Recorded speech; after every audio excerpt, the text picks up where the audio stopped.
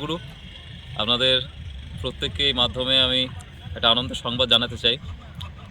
এই প্রথমবার দক্ষিণ চব্বিশ পরগনা জেলার সকল সৎসঙ্গী দাদা ও মায়েরা সম্মিলিতভাবে পরম প্রেমময় শ্রী শ্রী ঠাকুর অনুকূলচন্দ্রের 138তম জন্ম মহোৎসব উদযাপন করছে।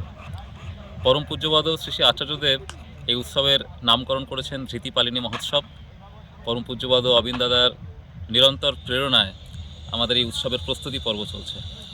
এই উৎসবের তারিখ আগামী 1 মার্চ রবিবার।